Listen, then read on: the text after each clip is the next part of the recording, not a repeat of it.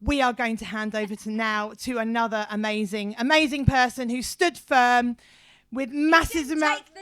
He never took the knee. He never put that armband on. And screw you, Sky. Yeah. Screw you, Sky, because we've got him here. Put your hands together for the amazing Matt Le Tissier.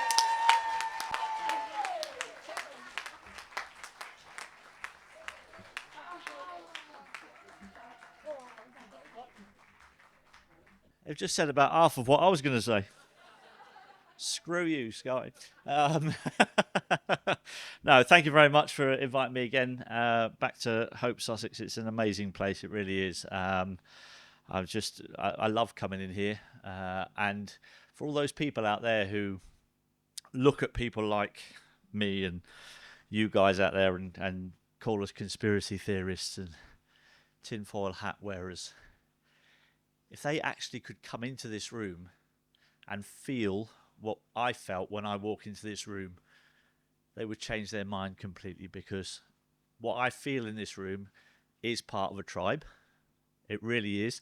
I feel such positive energy when I come into rooms like this because of people like you who have an open mind and who have loving hearts and have the right intentions for humanity. So thank you very much for all coming and supporting me tonight and being here. Thank you.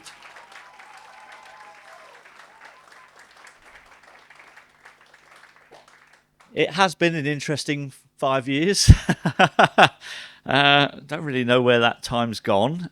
So much has happened, and it's really difficult to try and put it into a chronological order. I don't know if you found that in the last few years. You go, well, what year did that happen? And you go, I can't remember. Just brain is frazzled from what's happened, and time's gone so fast.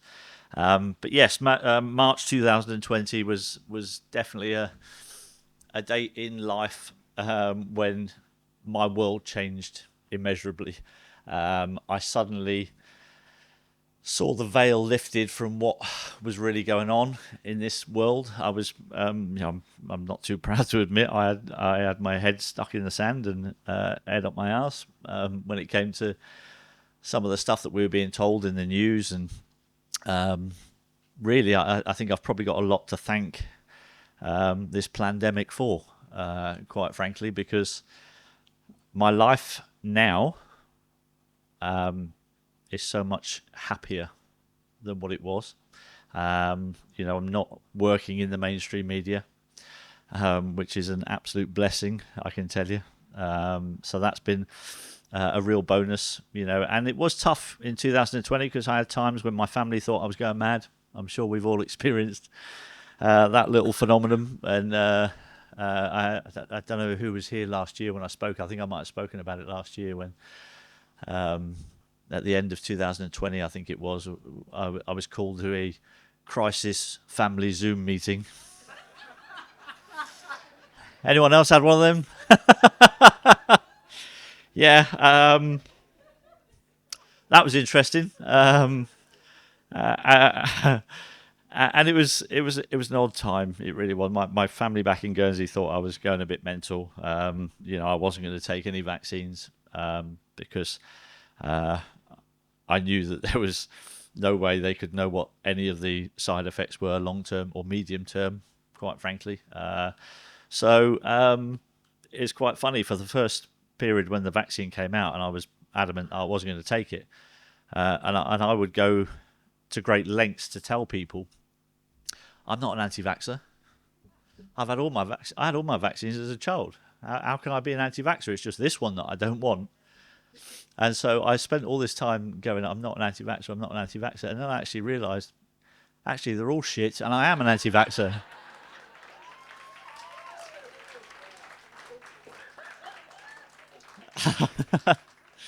So I'm sure that's a journey that quite a few of us may have been on.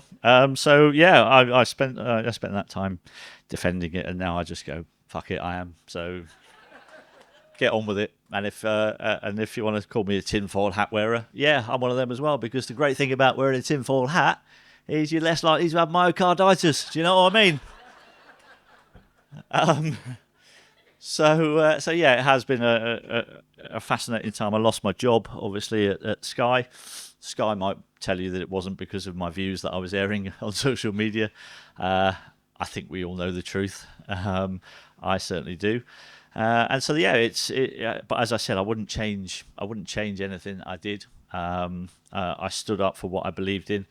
I believe there has been a lot of justification in some of the views that I was sharing many years ago.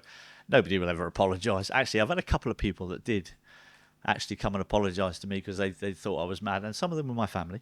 But I had three friends who I played golf with who were all older than me, and they actually confided in me that they actually did think that I had gone a bit bonkers, and about 9 months after that, they both came to me and apologised and went, "We are really sorry. Given what's happened, given what we're seeing around us, you were right, and we're sorry. We did think you were mad, but actually, you knew what you were talking about, and we didn't know." And it's little conversations like that give me hope. That standing up for what you believe was the right thing to do.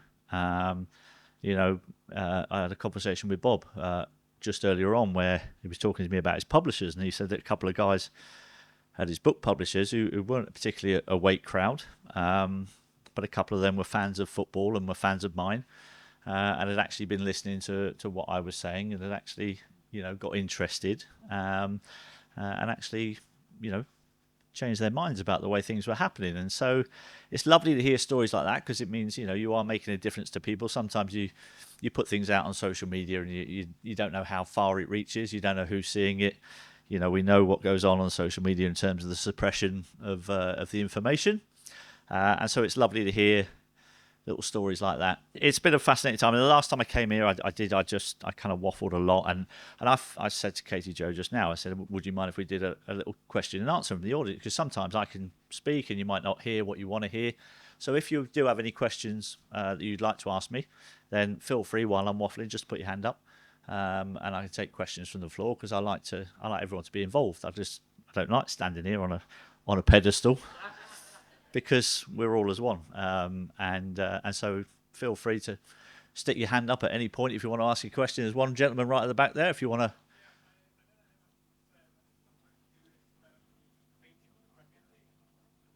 You're curious about the meeting with the Premier League? It wasn't a meeting with the Premier League that I had. It was a meeting with the PFA, which was the Professional Footballers Association. So that was regarding the vaccines. When the rollout of the vaccine started, I started noticing when I was watching sport, which is what I do a lot. Sport's been my entire life. I don't really watch anything else on telly, certainly not the news. Yeah. And so while I was watching all these sporting events, and not just the football, I was noticing that there was a lot of sportsmen and women were collapsing on the field of play with heart issues. And it was something that I'd never really seen before. I spent 17 years as a professional footballer, and I can honestly tell you with my hand on my heart, I didn't see one athlete, one footballer in my time in 17 years who I played against, played with, trained with, which was 5 days a week for most of the year. I didn't see one issue with any player that had a heart problem. And then all of a sudden I'm seeing these things, and I was a little bit concerned that the PFA, who were meant to look after the welfare of the footballers, were completely ignoring the fact that this was happening, and that there was a massive increase in players collapsing on the field of play. And so I put out a tweet, and it said something along the lines of how many more people have to collapse on a field of play before the PFA start doing something about it. And I copied in the European Professional Footballers Association as well. And within about 10 minutes of putting this tweet out, I had a phone call. And the phone call was from a guy called Bobby Barnes. And Bobby had worked in the PFA. He'd got pretty high up in the PFA, and then he was pretty high up in the European, in the UEFA Footballers Association union. So 10 minutes after this tweet, Bobby rings me. And he said, all right, Matt. I said, oh, hi, Bob, how you doing? He said, yeah, I'm all right. He said, you know where I'm working now? And I went, no, you're not the PFA anymore. He said, no, I've moved to. And he went, just saw your tweet. I said, oh, that's good. He said, there's not been an increase. And I went, I'm sorry? He said, no. He said, you just didn't know about all the others that happened before. I said, hang on a minute, Bob. I said, I'm going to ask you a question. I said, me and you played about the same time. He's a couple of years older than me. I said, we played at the same time. I said, can you name me any players in our time that you saw suffer with a heart condition on a football pitch? And he waited, and I was waiting. And then he came up with a couple of names, which were both after we finished playing. Fabrice Muamba was one, Mark Vivian Foa is another one. And I said, I'll stop you there, Bob. I said, because I know when you retired. I said, Mark Vivian Foa was the year after I retired, and Fabrice Muamba was many years after we retired. I said, so I'll ask you the question again. During our time as professional footballers, how many did you see? And he went, none. And I went, pfft.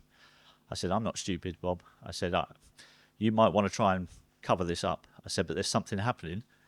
I said, and it's not just the players either. I said, have you seen the amount of medical emergencies that are going on in the crowds at football matches with games getting stopped? It was happening every week. I was working. I was listening to it. I was seeing it. And so eventually I managed to get a meeting with the FA to voice my concerns to the doctor at the FA. And backing me up on that phone call was, on the Zoom call, was Asim Malhotra. So Asim had also seen what was going on, and he had the same concerns as I did. And so we got on a call to the doctor at the FA, and the only reason we were allowed to have this call was because we had to agree that anything that was said during the Zoom call couldn't be made public. What have you got to hide? Was my question. And so we tried raising the alarm. The FA just ignored it. The PFA still ignore it today. However, not long after, the Football Association, the Premier League, stopped recommending their players to be jabbed again. So that...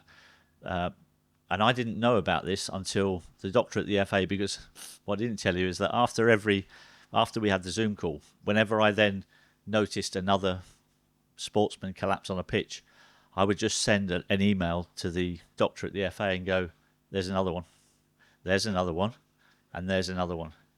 And then eventually she wrote me an email back after about the sixth one I'd sent, and she just said, as you know, Premier League and the Football League are no longer recommending their players to have any more COVID jabs, which was news to me because they haven't told anyone publicly. They brought it in quietly. They never said anything to the public about it, yet they were very quick to tell everybody that 95% of professional footballers have all had their vaccines, trying to advertise it to the rest of the population. And I can tell you, I had 2 conversations with 2 professional footballers at 2 different Premier League clubs. Both of them, separate conversations, both of them told me that it was about 50% of their squads had had the jabs and nowhere near 95%. When was the conversation? So that's a very good question. So I think the email I received was November 23. As I said, dates and things I'll get the email up. Any more questions while I just search this email? I can tell you exactly what date it was. I'm sure I kept it. Mind you, somebody's probably deleted it off my phone for me. I won't get it because there's no reception. Love it. Yes.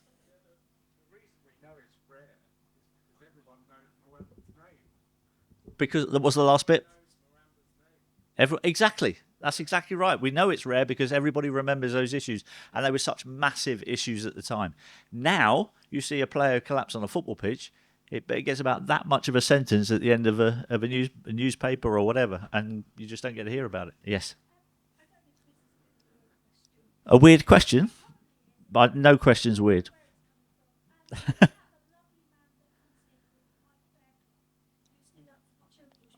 I know Mike, yep. Yep.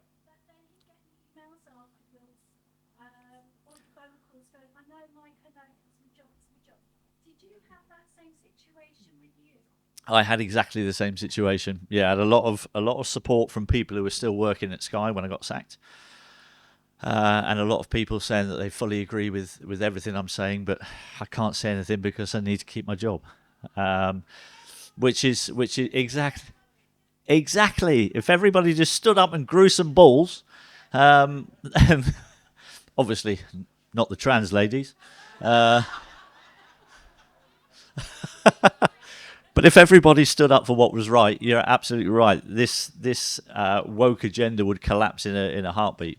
So that is absolutely true. But yes, I did have a lot of people contact me privately, saying that they support what I did, and a little part of me kind of understands why they did it. But there's also a massive part of me that wants to go, mate, it's not the end of the world if you lose your job. There is other ways to earn money. You've got talents. You can go and use them. And there are people, who have the same opinions as us, who are in positions that are willing to, support you and give you jobs and things. So, Bob's found out that you can actually live without being in the mainstream media. I found out that you can live without being in the mainstream media.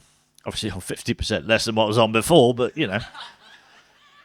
it don't matter. I don't care because I'm happy, and I've never really been materialistic in any way, shape, or form.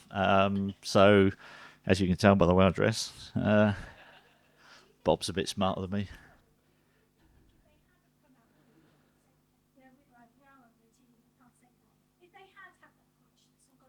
Yes. I think if enough people had come out, when it first started happening, it would have changed a heck of a lot. I really do, because I think eventually it was weight of numbers that actually started to make some change in the world when people started protesting, and they saw the numbers that were coming out at these protests, on the streets of London, and it was that I think was a major. And I went on one of the protests for the 100k NHS nurses who were just about to be sacked if they didn't take the jabs. And they saw the amount of people, and I think that was on the Saturday, and on the Monday they reversed the decision. So it can be done, and if people are big enough and brave enough to stand up when it first happens, and there's enough of us, definitely people will back down, because it's like anything in life, that they will try anything to bully you into submission. And I think we may have all experienced this. When you stand up to bullies, they normally back down because they're not used to resistance. And so, yeah, I think if enough people do it, then definitely it makes a difference. Yes, sir.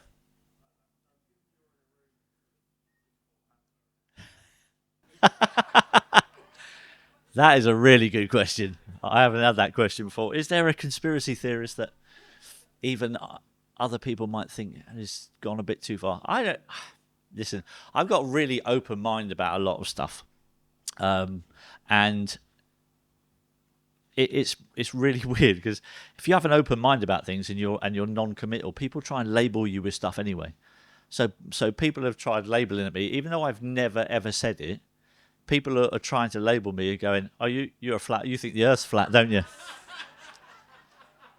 And I'm like, "What the fuck? I've never said that." I was actually asked the question on a podcast, "Is the Earth flat?" And I went, "I don't know," because I don't know. Like, I don't know whether it's flat or whether it's round. I mean, I don't know if we're spinning at 66 billion miles an hour. Piers, how many miles an hour are we spinning at? Apparently, 1,000 miles an hour. And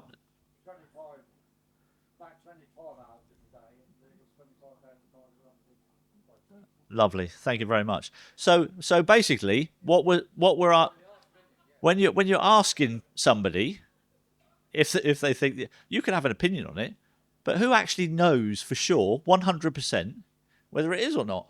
So I was just being honest. I don't know. Right? that the Earth was round. That was a conspiracy theory. You're right. It was. And, I think we all have to have open minds about things. Unless you're 100% certain about something, which is incredibly rare. And it's going to be even rarer the more that AI gets its claws into things. You're going to start seeing pictures and things and people saying things on video, which is AI, that they've never ever said in their life. But you watch the video, you're not going to know any different. So they're blurring the lines between reality and the AI world, and it's a dangerous, dangerous place. I know Bob spoke a little bit about the AI. I find it incredibly dangerous, and I don't know if that's all part of the agenda to destabilize everybody and to make everybody think that we're in a dangerous world and the only people that can save us are our government and our politicians. Because fuck me, if that's the place you're going to get to, you're in a whole world of trouble. So I've read a lot. I don't know which ones are true, which ones aren't true. I've got my opinions, but it's very rare we'll know 100% one way or the other. So yeah, I don't mind being called a conspiracy theorist now because a lot of them have come true about 6 months after I spoke about them. So I actually prefer the term conspiracy realist. Quite frankly, it's a lot more accurate. Yes, young lady. In your industry, why do you think there's very few people who speak out? Do you think like they're money motivated, or they're just right? If their children have got to live in this future world, why do you think like there's not people like you very courageous to speak out? If there's a lot of people like the Neville, one of the Neville brothers, he was asked the question about the drinking games, and he asked the guy, "Oh, you okay?" Being sarcastic. I think that's not quite a normal response to have. So why do you think some people? What's the reason for them not speaking out, being silent? What's the reason for not speaking out? I think, yeah, I know. I don't get it. Quite frankly, I don't get it because I don't want to live in the world that they've got planned for us. I don't know if they just don't understand what is possibly coming down the line. I think that's probably one of the big things about it. Having said that, Gary Neville, strangely enough, when it all kicked off in kind of April 2020, and there were a few of us speaking out against the measures that were being put in place, we actually got a big WhatsApp group together of like-minded celebrities or people with a platform, and we had a WhatsApp group for support and everything. And Gary joined that WhatsApp group very early on. And he was there for about 2 days and he left. There was another interesting one actually who joined the WhatsApp group who left very soon after. And she had a very big following, and that was Davina McCall. Yeah. So I think, and I know that a lot of them were warned off of speaking about things by their agents because they were worried about future work. And obviously the agent is worried because if they lose work, the agent loses work. So the agent is putting pressure on the artist to shut the fuck up because he can see that he's going to lose his money. And that's how the system works, really. People who go, oh, it must be a conspiracy theorist. Everyone can't be in on it. Well, they don't have to be. It's just the people at the top who put pressure, downward pressure on the people below. And the people at the lower levels probably don't even know what they're doing. They're just order followers, and I think they're one of the most dangerous people on this planet. The people who just follow orders without questioning anything are going to get us into a lot of trouble. And I'd hope now, if something like that happened again, I think we'd definitely have a few more numbers, because I definitely believe in my heart that there's way more good people on this planet than there is bad. And we will eventually win. It might be a slow process and we're fighting every day, but I think we're actually in a much better position now than what we were intended to be in the agenda that they wanted. They were, I believe, from what I've read, they were looking at lockdowns for a massive, way longer period than they actually did. And we've, by protesting and the numbers that we managed to get together, I think we've definitely put the brakes on what they had planned for us. But they're still going, and we've got to still keep going. and we've got to grow our numbers. And as I said, there's way more good people on this planet than there is bad, and we will win.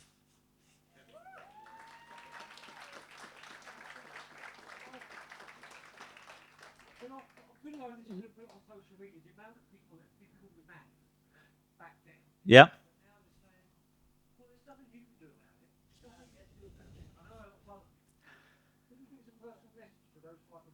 Yeah, I mean that's something that's something that yeah, no, I've had that a lot where people say, what can I do? I'm just one person. But what you don't understand is that if you're just one person doing a little bit and you get 7 billion other people on the planet doing the same thing, that's a hell of a momentum shift. So just do your bit. As one of Piers' favourite sayings, do not comply. It's the easiest thing to do. Do not comply to stupid rules. I came to the realization, and it was a horrible realization to come to, that on this planet I could see that there is a massive battle of good versus evil. There really is, and that was one of the things that kind of got me thinking. And then my mentor as a footballer was my youth team coach, a guy called Dave Merrington, who was a Christian himself, and a very vocal one. And he had a massive influence on my football career. We've always stayed in touch. And unfortunately, about 18 months ago, Dave's wife passed away. And I went to her funeral. And it was the Baptist church that Dave goes to in Totton, just outside Southampton. And I went to this funeral, went into the church for the service. And as I walked into the church, I had this... I had an overwhelming feeling just come over me as I walked in, of warmth and of love, and I had this overwhelming sense of, you belong here, you need to come here, and I had that as I walked into the church, and then I spoke with Dave about it. I then spoke with the pastor at the church, who coincidentally was a big Southampton fan, but that's got nothing to do with it. And I started going to church, and I actually spoke with Richard Vobes at a Truth Festival down in Dorset last year, and it was the first time. I hadn't planned to do that. I'd gone down. Richard was going to interview me. We didn't know where it was going to go, but we ended up talking about my journey into Christianity, and so it was the first time I'd ever spoken publicly about my decision. And it was really odd as I left. Obviously I went from Southampton down to this place. It was only about 30-minute drive. Sat nav takes you into the postcode and takes you into the festival. And as I left, I put my home address back into the sat nav, fully expecting the sat nav to take me the same way as I came. Logical. I've got a logical brain. But as I came out of the festival, it took me a different route. It turned me right out the festival instead of left, and I thought, well, that's really odd. And as I thought that, my sat nav went, please take the next right. And as I went to take the next right, I literally slammed the brakes on my car, because the road that I turned into, which wasn't the way that I should really have gone, was a road called God's Blessing Lane. And I literally stopped the car, and I had to take a photo of it, because people wouldn't believe me what was just happened to me, and that just a little thing that's kind of just reaffirmed that I've made the right decision, really. So that's not little, no, that's quite big. So yeah, that's been kind of my journey into Christianity. Yeah. Do I have the support of my family? Yes, mostly. Yeah. I mean, my wife's been very, very good, very supportive. I don't think she's quite as far down the rabbit hole as I am, but she has been incredibly supportive. And yeah, she's made my life. She's kept me sane over the last few years. So she's an absolute diamond, and I love it to bits. So yeah, she's been amazing. My children. My eldest daughter did take one jab. She lives back in Guernsey, and she was very concerned about the fact, in the height of all the nonsense, that she would never get to see me again because I wasn't going to get jabbed and I wouldn't have been allowed into Guernsey. So she thought the only way that she would ever get to see me again is if she took the vaccine.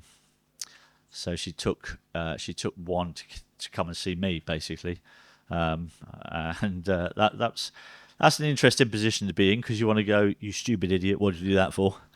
But I love you, you're here, and I haven't seen you for 18 months.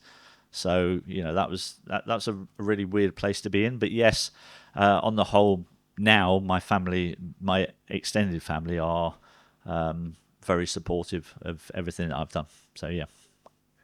Thank you. Yes, sir.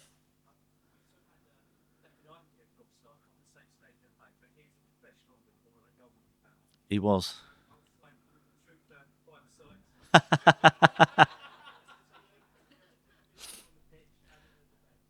Yeah, that's a very good question. Well, Ricky Lambert would be in it.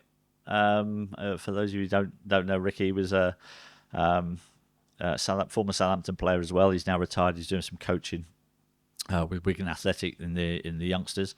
But Ricky has been pretty vocal the last couple of years. And ironically, he was also wore the number 7 shirt at Southampton. In fact, he's the only number 7 shirt. There's a lot of players that wore the number 7 shirt, which was my shirt. And he's the only one really that's kind of lived up to the number, if I should say that. And I was really proud when he started speaking out as well, and wasn't afraid to air his views and everything. So Ricky would definitely be in it. There's people like David Cottrell, who's played at Swansea for a while. I did a podcast with Dave. He's very much of the same opinions that we've got. So he would have to be in it. I'm then struggling with numbers with more footballers, because there hasn't been huge amounts of them that have come out. Trevor Sinclair was Trevor was brave enough to say something on TalkSport, and they tried sacking him, and he stood up for himself, took him to court, and they backed down. So fair play to Trev as well. I know Trev, and he's a good lad. But what TalkSport did to him is disgusting. Just for asking a question, just for could it be the vaccine that's making all these players? They were talking on there about a player that had collapsed on the pitch, and he asked the question, we need to know if, was he vaccinated? Is it the vaccine that's doing this? And it was only a question. He didn't even state that it was the vaccine. And I think that's probably one of the hardest things for me to witness in this country, where I thought we had free speech. We don't have free speech. We do not have free speech in this country, and it's really dangerous when a government and the media can just shut down your opinion and not allow any kind of debate on a subject. And it's a really horrible place to be. And you've got to be careful about what you say, because you can get your account suspended on social media and all that nonsense. So yeah, fair play to Trevor for actually on live on the radio actually asking that question. Yeah, I've got a lot of respect for him. There are some very powerful people within the media who will only allow certain things to come out in the media, and that was obviously one of the banned subjects that you weren't allowed to talk about at any cost, because obviously there's a lot of money involved in the pharmaceutical industry. They want to protect their profits, and it just can't be questioned, which is absolutely wrong. It's the complete opposite of what science should really be, because science should always be open to be questioned. And if you haven't got anything to hide, why not allow it? Why not allow it? The only reason you censor people is because you've got something to hide, and we all know what that is that they're hiding, unfortunately. Yes, Katie.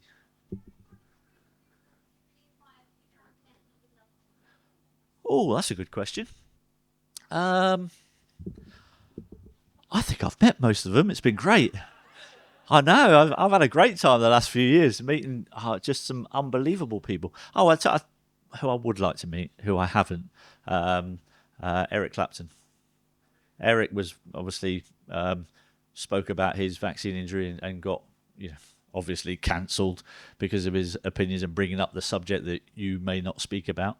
And I've never met Eric before, so that would be pretty cool to meet him. He's obviously a legend. So, but yeah, no, I've met some fabulous people in this movement, yourself included, and not just famous people. You know, there's some amazing people. Dolores Cahill, I would never have met. You know, what an amazing lady she is. You know, Dr. Tess Laurie, who Jake has painted. She was lovely lady who was just, I don't know. I've just met some great people, and just like you people in this room, they're just people who want the best for humanity, you know, and want people to be truthful, and not fill us with propaganda shit from the mainstream media the whole time. I've lost a lot of respect for a lot of scientists, a lot of doctors, a lot of nurses, a lot of police, a lot of the judiciary, and actually I didn't have any respect for politicians in the first place. Never liked them. I've always felt like I would be on the right side of history, even though I knew the flack that I was going to take. I think I understood that it would be only temporary, and it certainly reduced a hell of a lot from what it was. You know, I can put posts. You know, when I was first putting posts out on social media back in 2020, I mean, I was getting about 95% abuse in the replies. Comfortably 95%, and it's been fascinating to watch as the years gone on how that has literally flipped. I'm literally now 95% of people supporting, and just the occasional bit of abuse. You know, you can even talk about climate change now. Yeah. Even now, you know, you can talk about climate change now and the geoengineering stuff, and you know, you're not getting nearly as much abuse as you were when you were talking about it a few years ago. You know, people are starting to see it. You know, I'm getting loads of people, and I do it all the time now when I'm out with my mates, and I just go, oh, look at all those lines in the sky. What's going on there? I didn't see that when I was a kid. What's going on? And then we can have a beautiful morning, see all these lines in the sky, and then all of a sudden, about an hour later, it's blanket cloud. Featureless blanket cloud. And I was like, I don't even remember seeing that as a kid. Like, you'd have clouds, sure, and you'd have grey days, but there's always a little bit of something there. And now when I post about things like that now, you get very little pushback on it. So a lot of people know, and they're starting to admit to it, which is the telltale sign that you know you were right, because all of a sudden little bits of information are now starting coming out going, oh yeah, well, it went from, no, they don't do that, to now it's, oh yeah, we do it, but just a little bit. And we're just doing it because it's good for you. That's the next one.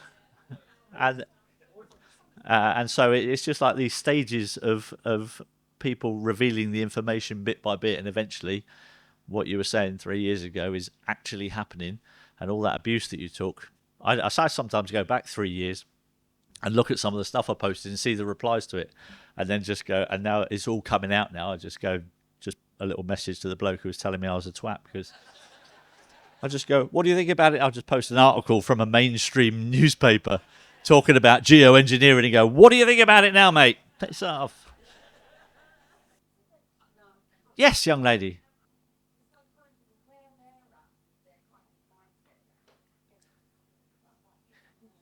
Yeah, I mean, I think if it happened again, like they're trying with the bird flu, and all of a sudden we've bought a load of bird flu vaccines. Yeah, I'm not taking that either, mate. But I would be very surprised if it had the same amount of uptake next time round. I really would. I think people's eyes have been opened quite a lot these last few years, and as I said, I think there was about 50% of professional footballers before who did it. But I would imagine that number would go down a hell of a lot. I mean, there are some footballers that, I mean, they were never really considered the most intelligent people on the planet. And so yeah, there'll always be a few. Yeah, he's one of them jab pushers, him. David Beckham. Yeah, sold his soul a long time ago, that one. But yeah, I would guess that it would be a much smaller number that would fall for it now, from the professional footballers that I spoke to and the ones that are in and around the game. So fingers crossed, because they will try again. Don't worry about that. Well, thank you very much for having me. It's been absolutely brilliant. Thank you.